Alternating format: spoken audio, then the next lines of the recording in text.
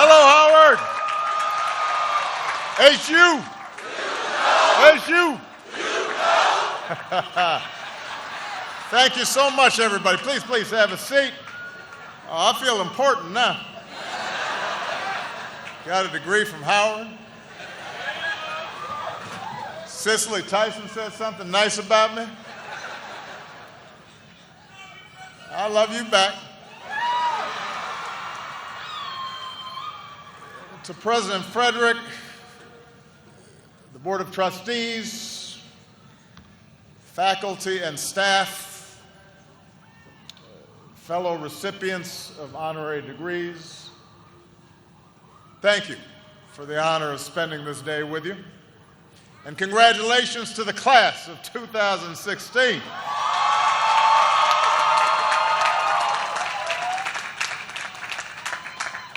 Four years ago, back when you were just freshmen, I understand many of you came by my house the night I was reelected.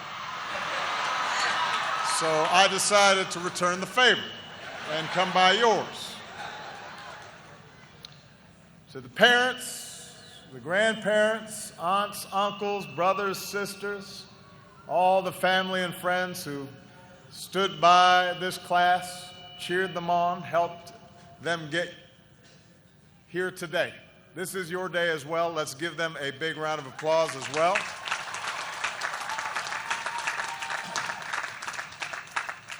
I'm not trying to stir up any rivalries here. I just want to see who's in the house. We got Quad, Annex, Drew, Carver, Slow, Towers, and Meridian. Rest in peace, Meridian. Rest in peace. I know you're all excited today. You might be a little tired as well.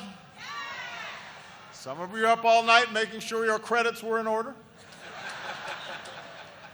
Some of you stayed up too late, ended up at Ho Chi at 2 a.m. Got some mambo sauce on your fingers. But you got here. And you've all worked hard to reach this day. You've shuttled between challenging classes and Greek life. You've led clubs, played an instrument or a sport. You volunteered, you interned, held down 1, 2, maybe 3 jobs. You've made lifelong friends and discovered exactly what you're made of. The Howard Hustle has strengthened your sense of purpose and ambition, which means you're part of a long line of Howard graduates. Some are on this stage today. Some are in the audience. That spirit of achievement and special responsibility has defined this campus ever since the Freedmen's Bureau established Howard just 4 years after the Emancipation Proclamation, just 2 years after the Civil War came to an end. They created this university with a vision of uplift, a vision for an America where our fates would be determined not by our race, gender, religion, or creed, but where we would be free in every sense to pursue our individual and collective dreams. It is that spirit that's made Howard a centerpiece of African American intellectual life and a central part of our larger American story. This institution's been the home of many firsts. The first black Nobel Peace Prize winner, the first black Supreme Court justice. But its mission has been to ensure those firsts were not the last. Countless scholars, professionals, artists, leaders from every field received their training here. The generations of men and women who walked through this yard helped reform our government, cure disease, grow a black middle class, advance civil rights, shape our culture. The seeds of change for all Americans were sown here. That's what I want to talk about today. As I was preparing these remarks, Vernon, I realized that when I was first elected president, most of you, the class of 2016, were just starting high school. Today you're graduating college. I used to joke about being old. Now I realize I'm old. It's not a joke anymore. But seeing all of you here gives me some perspective. It makes me reflect on the changes that I've seen over my own lifetime. So let me begin with what may sound like a controversial statement. A hot take. Given the current state of our political rhetoric and debate, let me say something that may be controversial, and that is this. America is a better place today than it was when I graduated from college. Let me repeat. America is by almost every measure better than it was when I graduated from college. It also happens to be better off than when I took office, but that's a longer story.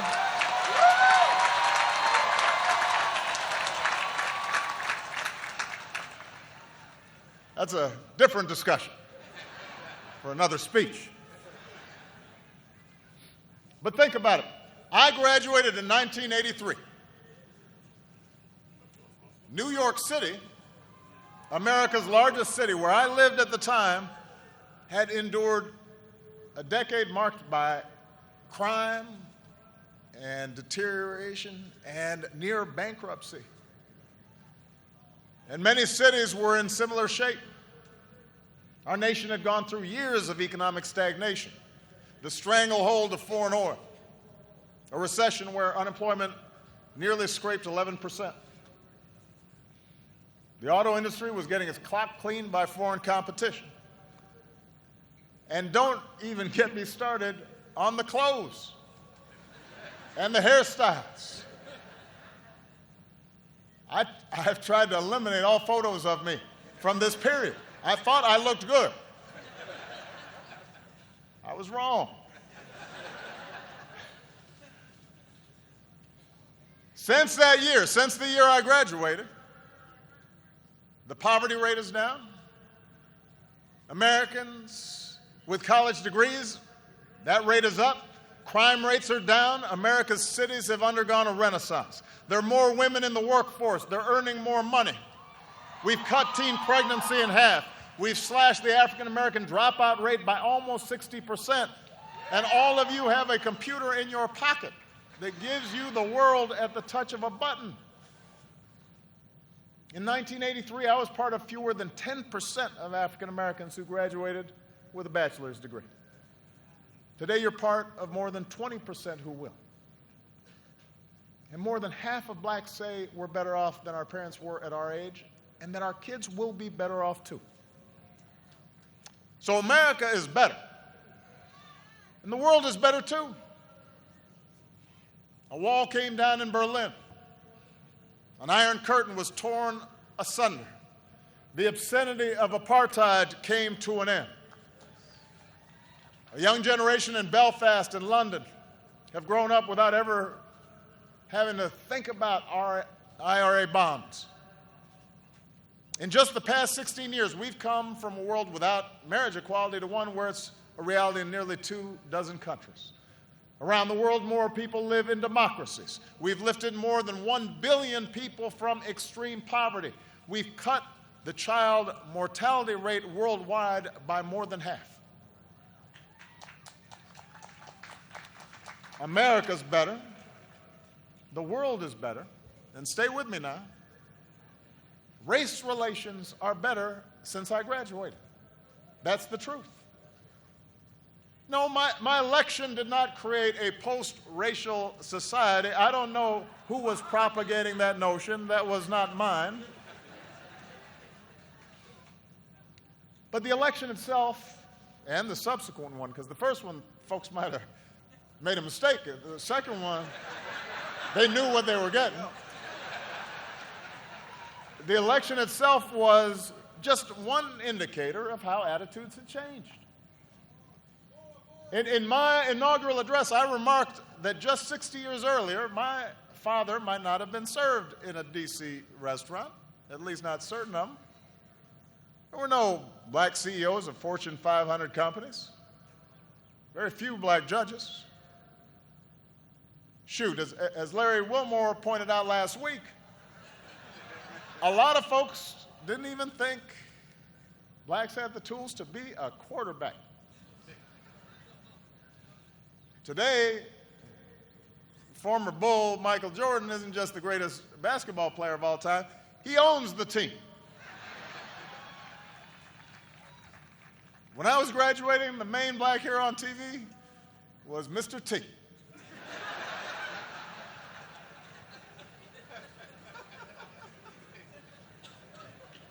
Rap and hip-hop were counterculture, underground. Now Shonda Rhimes owns Thursday night, and Beyonce runs the world. We're no longer entertainers, we're producers, studio executives, no longer small business owners, we're CEOs, we're mayors, representatives, presidents of the United States.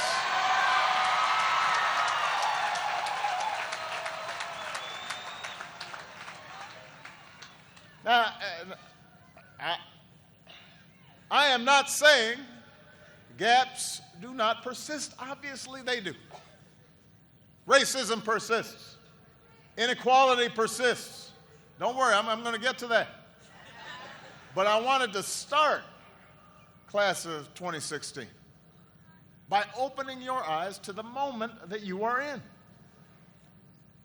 If you had to choose one moment in history in which you could be born, and you didn't know ahead of time who you were going to be, what nationality, what gender, what race, whether you'd be rich or poor, gay or straight, what faith you'd be born into, you wouldn't choose 100 years ago. You wouldn't choose the 50s or the 60s or the 70s. You choose right now. If you had to choose a time to be, in the words of Lorraine Hansberry, young, gifted, and black in America, you would choose right now.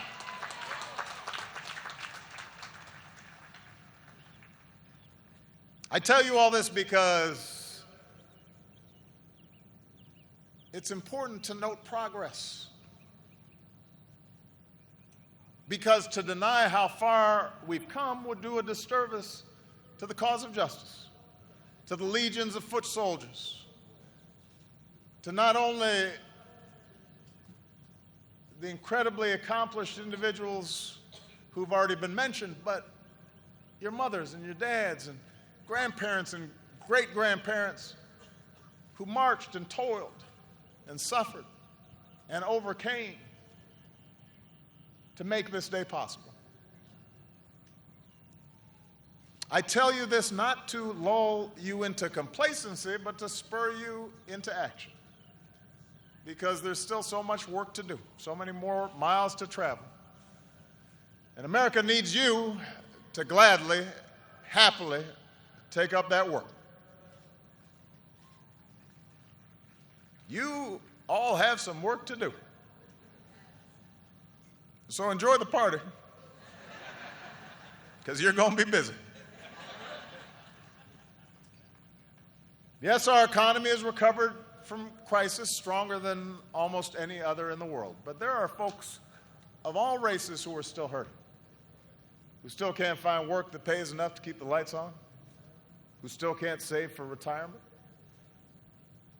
we've still got a big racial gap in economic opportunity. The overall unemployment rate is 5%, but the black unemployment rate is almost 9%. We've still got an achievement gap. When black boys and girls graduate high school and college at lower rates than white boys and white girls. Harriet Tubman may be going on the 20, but we've still got a gender gap when a black woman working full-time still earns just 66% of what a white man gets paid.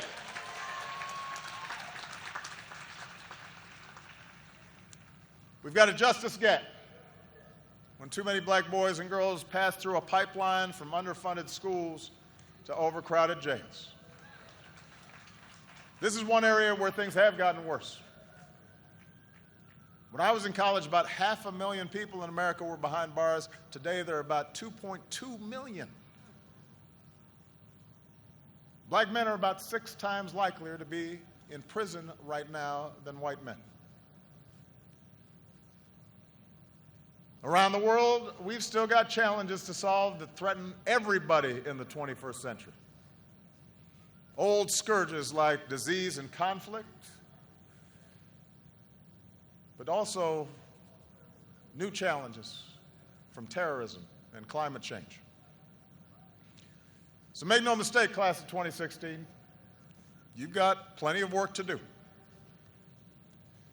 But as complicated and sometimes intractable as these challenges may seem,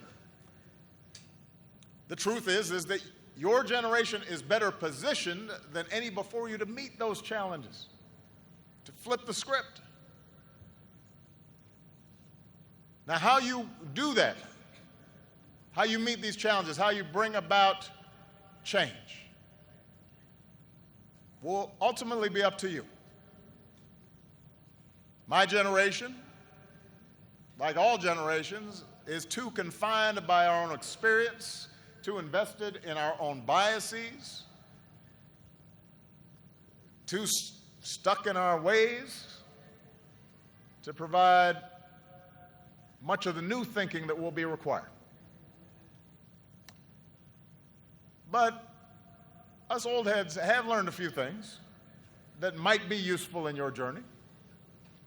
So with the rest of my time, I'd like to offer some suggestions for how young leaders like you can fulfill your destiny and shape our collective future. Bend it in the direction of justice and equality and freedom. First of all, and this should not be a problem for this group, be confident in your heritage. Be confident in your blackness. One of the great changes that's occurred in our country since I was your age is the realization there's no one way to be black. I take it from somebody who's seen both sides of the debate about whether I'm black or not. Past couple months, I've had lunch with the Queen of England and hosted Kendrick Lamar in the Oval Office. There's no straitjacket. There's no constraints. There's no litmus test for authenticity. Look at Howard. One thing most folks don't know about Howard is how diverse it is. When you arrived here, some of you were like, oh, they got black people in Iowa? But it's true. This class comes from big cities and rural communities, and some of you crossed oceans to study here. You shatter stereotypes. Some of you come from a long line of bison. Some of you are the first in your family to graduate from college. You all talk different. You all dress different. You're Lakers fans, Celtics fans, maybe even some hockey fans.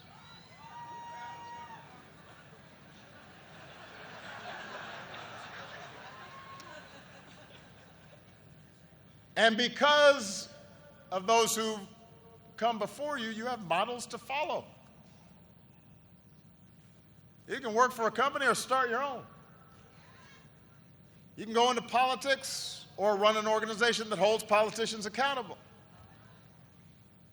You can write a book that wins the National Book Award, or you can write the new run of Black Panther, or like one of your alumni, Ta-Nehisi Coates, you can go ahead and just do both. You can create your own style, set your own standard of beauty, embrace your own sexuality. Think about an icon we just lost, Prince. He blew up categories. People didn't know what Prince was doing.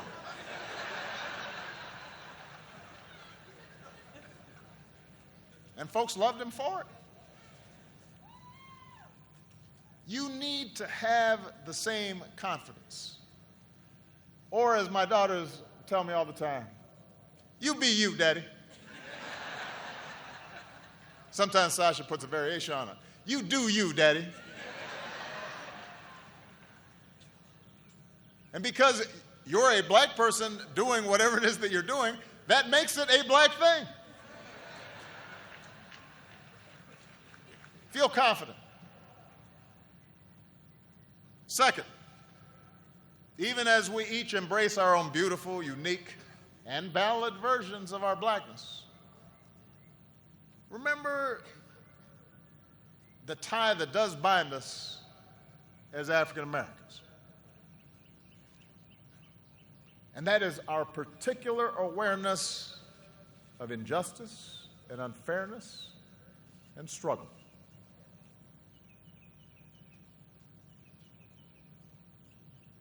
That means we cannot sleepwalk through life. We cannot be ignorant of history. We can't meet the world with a sense of entitlement. We can't walk by a homeless man without asking why a society as wealthy as ours allows that state of affairs to occur. We can't just lock up a low-level dealer without asking why this boy, barely out of childhood, felt he had no other options.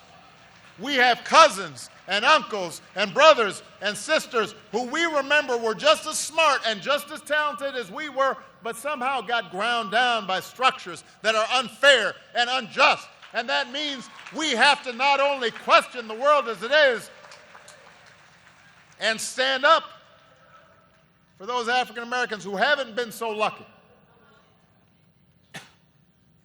Because yes, you've worked hard, but you've also been lucky.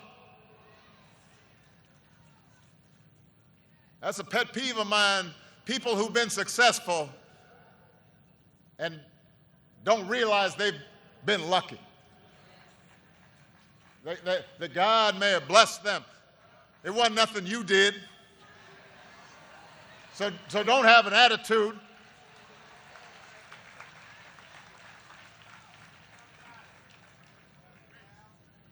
But we must also expand our moral imaginations to understand and empathize with all people who are struggling.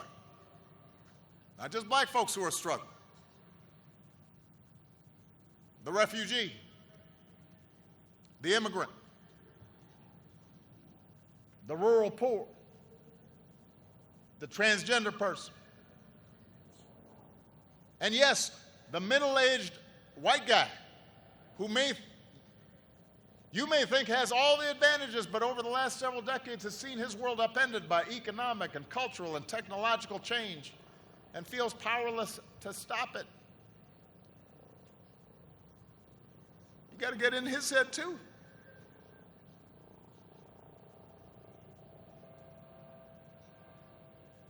Number 3,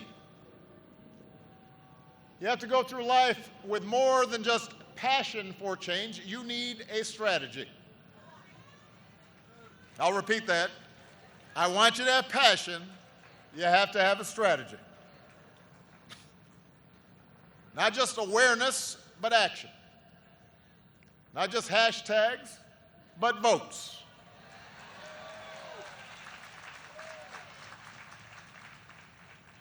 You see, change requires more than righteous anger. It requires a program and it requires organizing.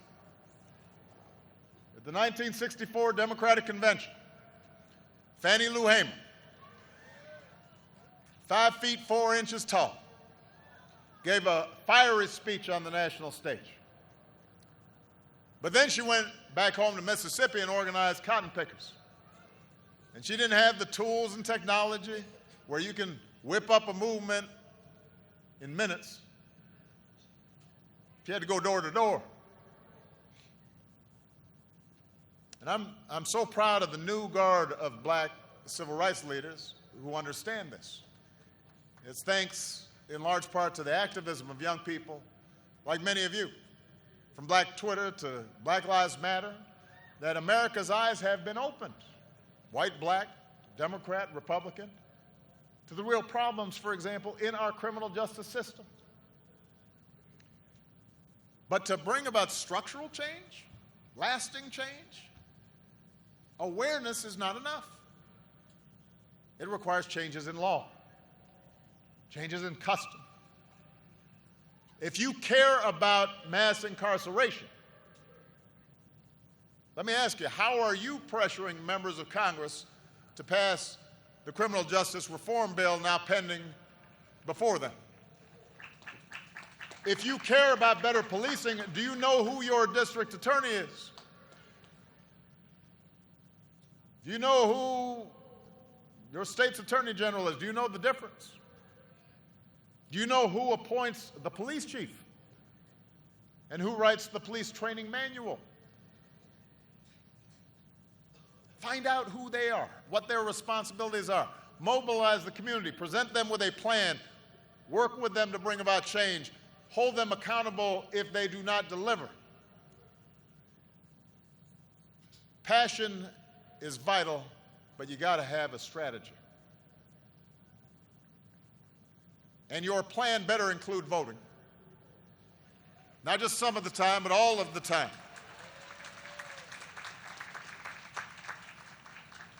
It is absolutely true that 50 years after the Voting Rights Act, there are still too many barriers in this country to vote. There are too many people trying to erect new barriers to voting. This is the only advanced democracy on earth that goes out of its way to make it difficult for people to vote. And there's a reason for that. There's a legacy to that. But let me say this. Even if we dismantled every barrier to voting, that alone would not change the fact that America has some of the lowest voting rates in the free world. In 2014, only 36% of Americans turned out to vote in the midterms. Second lowest participation rate on record. Youth turnout, that would be you, was less than 20%. Less than 20%. 4 out of 5 did not vote. In 2012, nearly 2 in 3 African Americans turned out. And then in 2014, only 2 in 5 turned out. You don't think that made a difference in terms of the Congress I've got to deal with?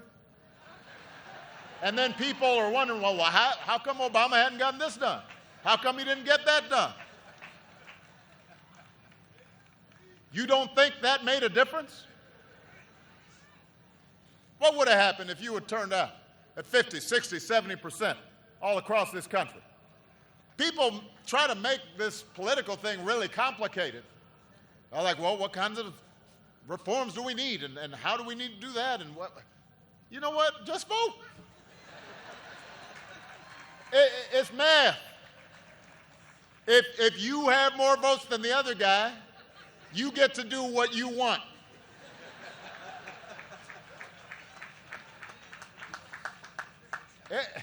It's not that complicated.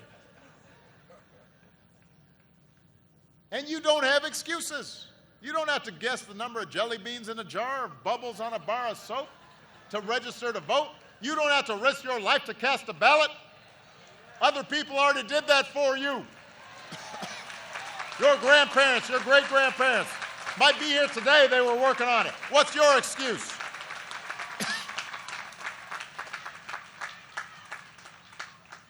When we don't vote, we give away our power. disenfranchise ourselves right when we need to use the power that we have. Right when we need your power to stop others from taking away the voting rights of those more vulnerable than you are, the elderly and the poor, the formerly incarcerated trying to earn their second chance. So you got to vote all the time, not just when it's cool, not just when it's time to elect a president, not just when you're inspired. It's your duty. When it's time to elect a member of Congress or a city councilman or a school board member or a sheriff. That's how we change our politics, by electing people at every level who are representative of and accountable to us. It is not that complicated. Don't make it complicated.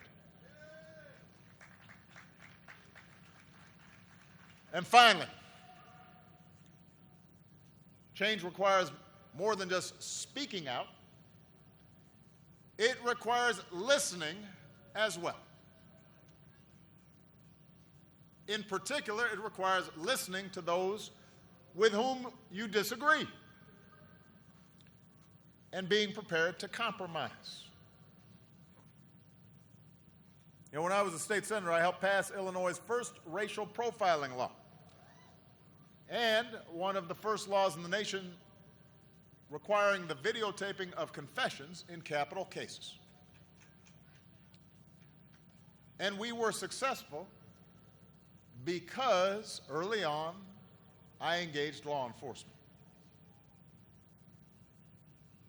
I didn't say to them, "Oh,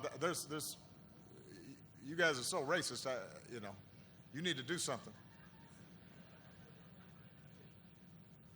I understood, as many of you do, that the overwhelming majority of police officers are good and honest and courageous and fair and love the communities they serve.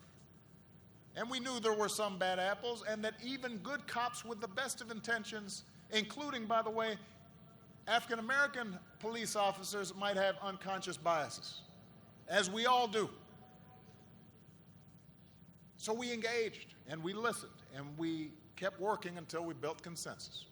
And because we took the time to listen, we crafted legislation that was good for the police because it improved the trust and cooperation of the community, and it was good for the communities who were less likely to be treated unfairly.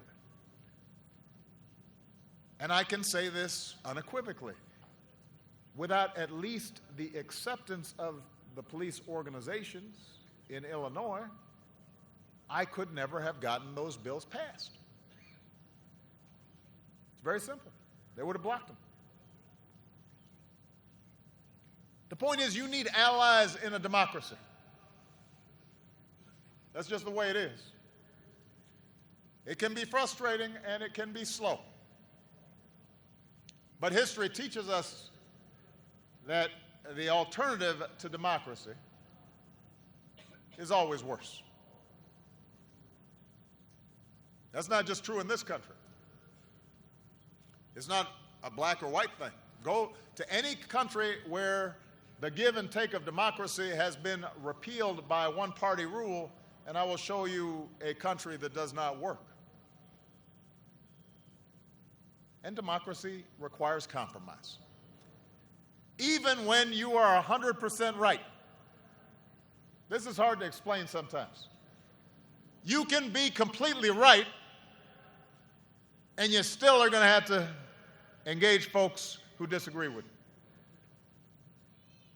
If you think that the only way forward is to be as uncompromising as possible, you will feel good about yourself. You will enjoy a certain moral purity, but you're not going to get what you want. And if you don't get what you want long enough, you will eventually think the whole system is rigged. And that will lead to more cynicism and less participation and a downward spiral of more injustice and more anger and more despair. And that's never been the source of our progress. That's how we cheat ourselves of progress. You know, we remember Dr. King's soaring oratory. The power of his letter from a Birmingham jail. The marches he led. But he also sat down with President Johnson in the Oval Office to try and get a Civil Rights Act and a Voting Rights Act passed. And those two seminal bills were not perfect, just like the Emancipation Proclamation was a war document as much as it was some clarion call for freedom. Those mileposts of our progress were not perfect. They did not make up for centuries of slavery or Jim Crow or eliminate racism or provide for 40 acres and a mule. But they made things better. And you know what? I will take better every time. I always tell my staff, better is good. Because you consolidate your gains and then you move on to the next fight from a stronger position. Brittany Packman, a member of the Black Lives Matter movement and Campaign Zero, one of the Ferguson protest organizers, she joined our task force on 21st century policing. Some of her fellow activists questioned whether she should participate. She rolled up her sleeves. She sat at the same table with big city police chiefs and prosecutors, and because she did, she ended up shaping many of the recommendations of that task force. And those recommendations are now being adopted across the country. Changes that many of the protesters called for. If young activists like Brittany had refused to participate out of some sense of ideological purity, then those great ideas would have just remained ideas. But she did participate, and that's how change happens. America is big, and it is boisterous, and it is more diverse than ever. The president told me that we've got a significant Nepalese contingent here at Howard. I would not have guessed that. Right on. But it just tells you how interconnected we're becoming.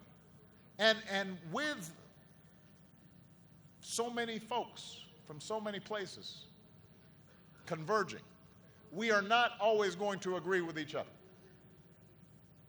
Another Howard alum, Zora Neale Hurston, once said, there's a good quote here, "Nothing that God ever made is the same thing to more than one person." Think about that. That's why our democracy gives us a process designed for us to settle our disputes with argument and ideas and votes instead of violence and simple majority rule. So don't try to shut folks out. Don't try to shut them down, no matter how much you might disagree with them. You know, there's been a trend around the country of trying to get colleges to disinvite speakers with a different point of view or disrupt a politician's rally. Don't do that. No matter how ridiculous or offensive you might find the things that come out of their mouths. Because as my grandmother used to tell me, every time a fool speaks, they are just advertising their own ignorance. Let them talk. Let them talk. If you don't, you just make them a victim. And then they can avoid accountability. That doesn't mean you shouldn't challenge them. Have the confidence to challenge them. Confidence in the rightness of your position. There will be times when you shouldn't compromise your core values, your integrity. And you will have the responsibility to speak up in the face of injustice. But listen, engage. If the other side has a point, learn from them. If they're wrong, rebut them, teach them, beat them on the battlefield of ideas. And you might as well start practicing now, because one thing I can guarantee you, you will have to deal with ignorance, hatred, racism, foolishness, trifling folks.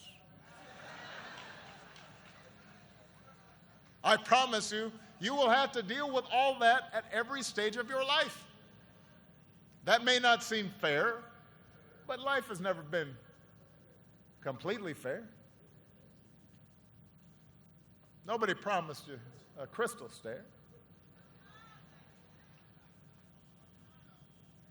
And if you want to make life fair, then you've got to start with the world as it is.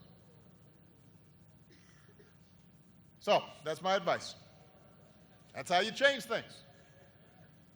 Change isn't something that happens every 4 years or 8 years. Change is not placing your faith in any particular politician and then just putting your feet up and saying, okay, go.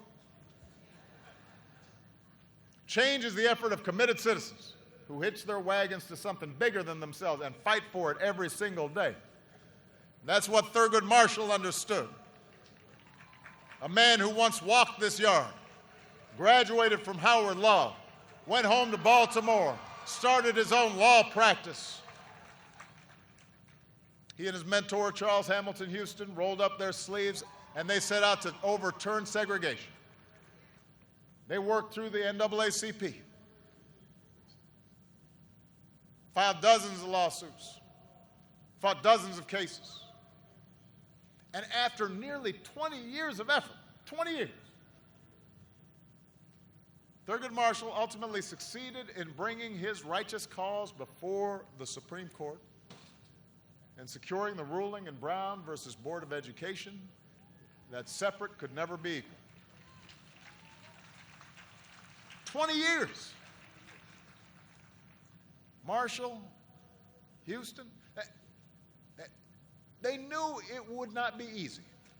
They knew it would not be quick. They knew all sorts of obstacles would stand in their way. They knew that even if they won, that would just be the beginning of a longer march to equality. But they had discipline. They had persistence.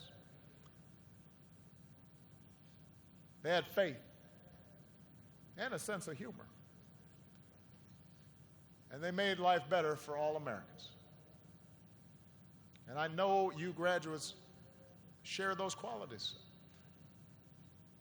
I know it because I've learned about some of the young people graduating here today. There's a young woman named Sierra Jefferson who's graduating with you. And I'm just going to use her as an example. I hope you don't mind Sierra. Sierra grew up in Detroit and was raised by a poor single mom who worked 7 days a week in an auto plant. And for a time, her family found themselves without a place to call home. And they bounced around between friends and family who might take them in. By her senior year, Sierra was up at 5 a.m. every day, juggling homework, extracurricular activities, volunteering, all while taking care of her little sister. But she knew that education was her ticket to a better life. So she never gave up, pushed herself to excel. This daughter of a single mom who works on the assembly line turned down a full scholarship to Harvard to come to Howard.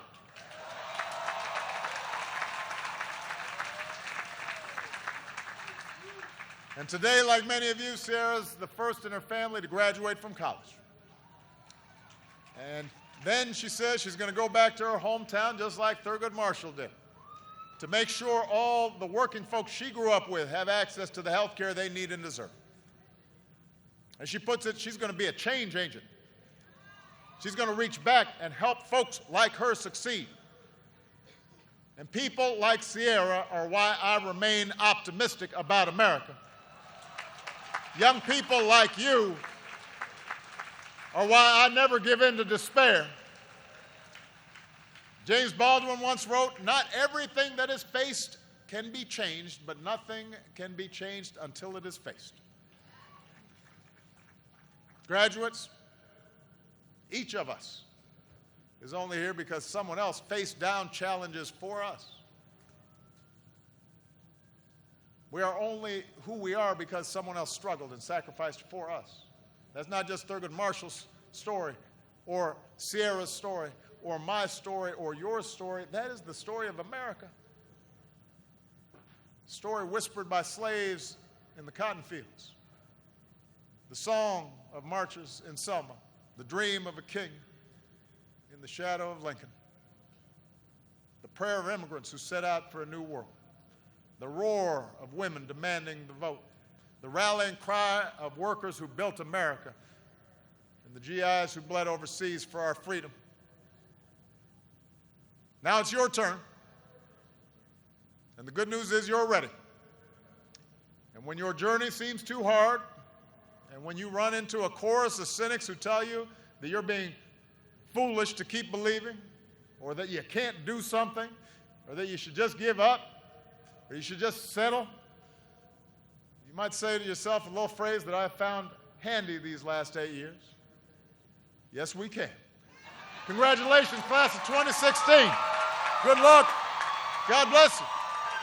God bless the United States of America. I'm proud of you.